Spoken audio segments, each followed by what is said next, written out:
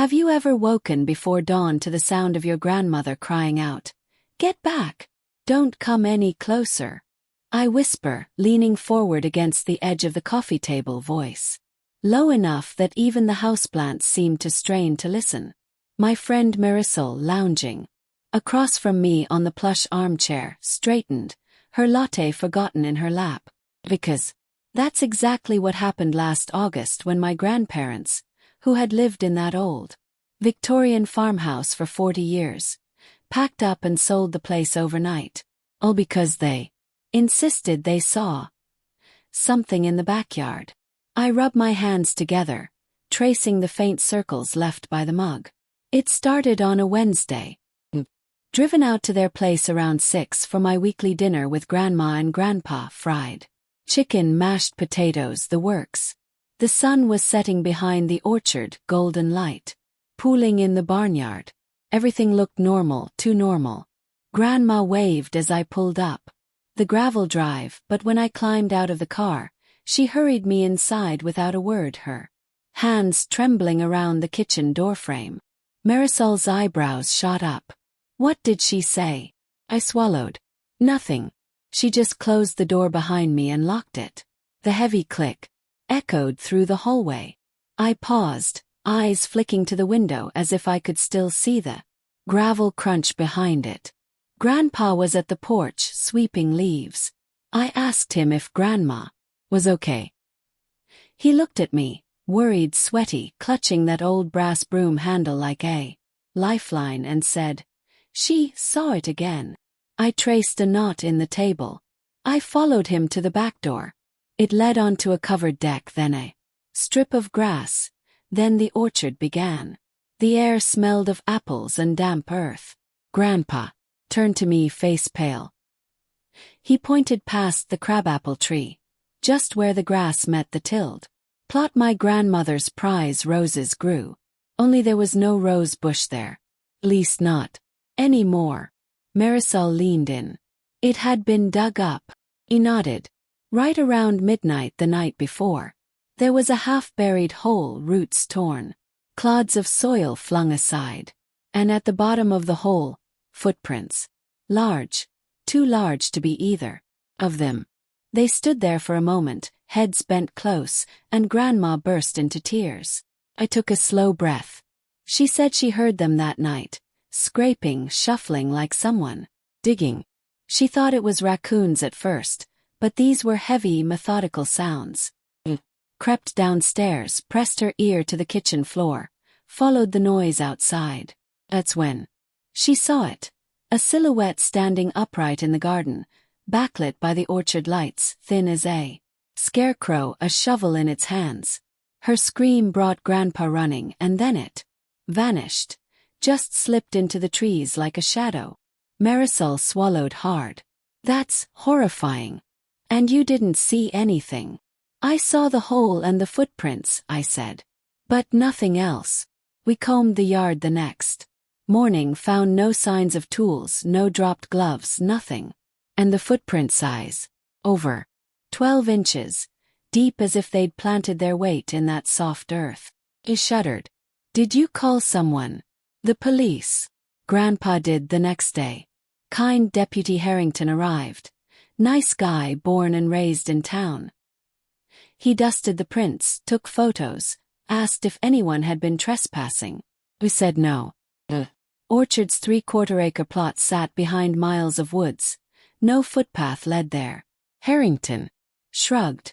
No suspects, no evidence beyond the prints, which he said could be a prank or wildlife. Settled oddly. But Grandma refused to stay another night.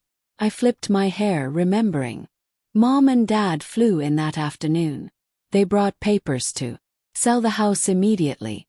It's not up for debate, Mom said. You two are staying with us. Snorted.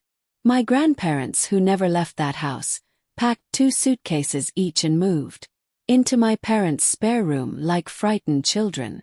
Marisol's eyes were wide. But is that the end? I shook my head vigorously. No way. That was just the beginning.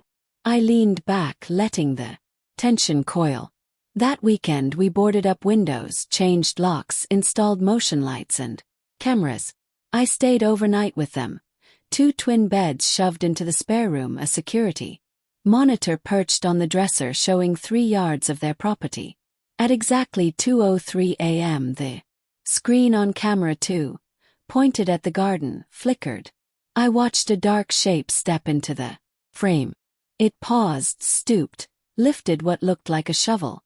Then it lifted its head and stared directly at the lens, eyes glowing pale like embers. Marisol gasped. "You saw its face?" Forced a shiver. "Only briefly." Was wrong. Skin too pale, eyes too big. Then it melted back into the shadows. I called the cops, but the footage was too grainy.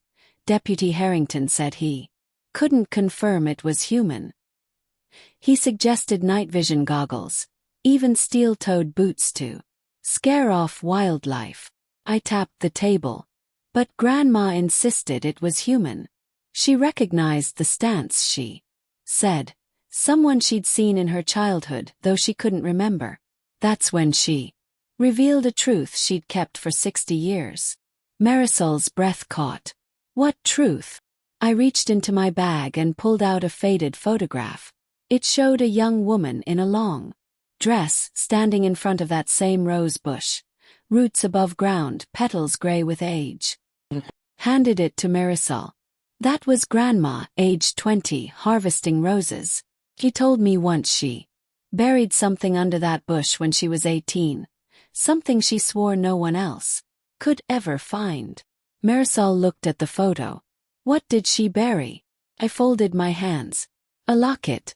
A greenstone locket she said her grandmother gave her. Family heirloom. She buried it for safekeeping during a storm in '58, but she never dug it up. Forgot all about it. Tapped my phone. Until the night the footsteps started. She remembered in a flash that she'd stashed the locket there, and someone else must have dug it up. Marisol's voice was a whisper. So they were after the locket. He nodded. Which meant they knew about the heirloom. Maybe my great-grandparents, maybe someone who'd lost it. That explained the footprint size. An adult's. But then, over the next nights the shape changed. The glowing eyes vanished. Instead the cameras caught a glowing green flash, like a flicker of emerald light, right where the locket was buried. Then the ground looked smooth, no hole, no prints. I leaned back, letting the bizarre ring. We watched it happen live. 3 nights in a row. Right after, Grandma told Mom and Dad to sign the papers. They sold the house within 72 hours. No sign of the locket in the closing package. Marisol shook her head. You never recovered it. He sighed. We tried digging, but the soil was hard as cement, as if someone patted it down. Asked professional landscapers. They said the ground looked undisturbed. No trace of earlier digging. He stared. So something or someone wanted that locket so badly they spooked your grandparents out of their home. He nodded. Mom and Dad still don't believe in ghosts, but they replaced their Swiss bank vault with a new panic room, code-locked, bulletproof and everything. They think it's just a psychopath after antiques. But Grandma, she knows the locket is magical. Marisol's eyes glittered. Magical. I tapped the photo again. She always said the green stone held a family secret, power to keep secrets safe to protect the land. That's why evil people wanted it. Whoever was chasing them knew the legend. I rubbed my temples. After the sale, Grandma moved with us.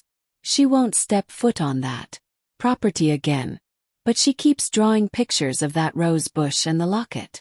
She says she'll return someday when she's brave enough to mend what was broken. Marisol leaned back, contemplating.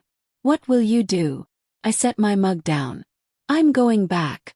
Summer break I ran a metal detector and I dig up that yard. I'll recover the locket, if it's still there, or find out who took it and why. I'll unravel the mystery Grandma left behind. Her eyes lit. And I'll help you. It'll be an adventure. Ghosts, buried treasures, old family. Secrets. I smiled, heart racing. Exactly. We'll unearth the past, face the footsteps in the night, and maybe, just maybe, bring Grandma's locket home. And as I spoke, the wind rattled the window, carrying a faint echo, like slow, deliberate footsteps pacing in the shadows, reminding me that some mysteries walk close behind you, waiting for brave souls to follow their trail. I arrived at the old farmhouse on a muggy June morning, the sun breaking through mist as if to dare me into action. Grandma sat on the creaky porch swing, rocking slowly, floppy sun hat, shielding her eyes. "You came," she said, voice soft but firm. I nodded, clutching a small backpack loaded with tools, a metal detector, trowel, gloves, and a notebook. Marisol stood beside me, camera in hand. "Ready?" she asked, smile trembling with excitement. Grandma rose, cane tapping on the weathered boards. "Show me what you've got." We walked the overgrown path past the orchard's edge to the northwest corner, the spot where the rose bush once bloomed. The ground was lumpy, grass thicket, and the detector crackled as I swept over the earth. Beep, beep, beep. Steady tone. I marked the spot with flagging. "Here," I said, kneeling. Marisol filmed as I dug away sod. Soil came loose easily, strange for this clay. At 8 inches, my trowel struck something hard. I brushed dirt away to reveal brass, an old, tarnished locket. My heart raced. I flipped it open. Inside sat that same green stone, dull with age but unmistakable. Grandma gasped, clutching Marisol's arm. "My locket," she whispered. "My grandmother's." I held it up. The chain was broken but intact. Engraved on the back, ES to GS, 1935. Marisol panned the camera on Grandma's face. Tears glimmered. "You found it," she said. But as I reached to lift it fully, the earth beneath me shifted. A soft groan, then a clink of metal. Beneath the locket, I dug deeper and uncovered a leather-bound journal covered in clay. Cover read in faded gold, "ES Diary." Grandma bent closer. My grandmother's diary. She traced the letters with a gnarled finger. She poured her heart into that. I carefully lifted the journal and the locket, setting them in my pack. Marisol shot close UPS. "What's next?" she asked, breathless. Grandma's eyes shone. "We read it. Every word." Back at my parents' spare room, we cleared a small table. The locket lay open beside the journal's fragile pages. The first entry, dated July 3, 1935, read, "Today I buried a secret deeper than my fears. Within this rosebush lies a pact. Promise to protect our family's legacy. Keep my locket safe, for it binds us to the land and shields us from harm. May whoever unearths this understand the cost." I looked up. "A pact?" Grandma nodded. My grandmother's words. She feared dark things stirring in the orchard, things that prey on greed. Marisol piped in. "Let's see what she wrote next." We turned pages. They chronicled clandestine midnight meetings under the barn, shady figures in dark coats, whispered deals for land rights, even hints of a curse. Livestock found dead in the fields, unexplained illnesses among farmhands. One entry, July 14, 1937, chilled me. "They came again last night, souls bound to the earth, seeking what was stolen." The locket shone green in my fist, driving them back, but the ground trembled. Fear. "They grow stronger." Grandma trembled. She described exactly what we heard. Footsteps digging the thing in. "The garden," Marisol whispered.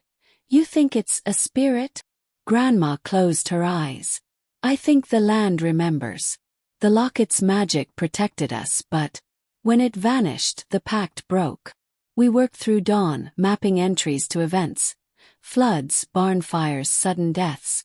The diary's end. August 22, 1940, Is wrote. "The burden passes. I return the locket to the earth, hidden beneath my roses, trusting future kin to recover it and renew the pact. May the orchard bloom once more. I held the locket and journal to Grandma. You found it and uncovered her truth. Now the pact can be renewed. She smiled through tears. Yes. That afternoon we returned to the garden. The locket I held over the soil as Grandma placed her hand on it.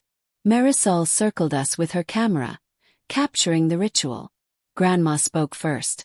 By root and bloom, by leaf and loom, we call upon those bound to this land to shelter our kin. Take what is ours and burden no more. With this locket we seal the oath. Once more. She buried the locket and the diary together beneath the rose's future bed. I shoveled soil back, treading gently. The ground felt warm under my palms, as if grateful. As we rose, Emma's first grade teacher, hired by my parents, approached us with hot chocolate, having driven out to keep an eye on the orchard. She gasped at our smiles. It's done, she asked. He nodded. Renewed. Weeks passed. No more footsteps in the night. The motion cameras recorded only deer grazing, stray cats strutting. The board staked at the bus stop, where Leo once trembled, now grew. Wildflowers. The orchard trees began to bud. Grandma's strength returned. She danced at my wedding, locket-shaped pendant glittering. Around her neck, the green stone vibrant.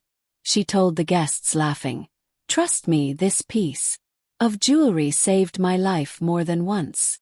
Each spring she took me back to the rose patch. Amid blooms we checked the ground, no disturbance, just new blossoms reaching for the sun.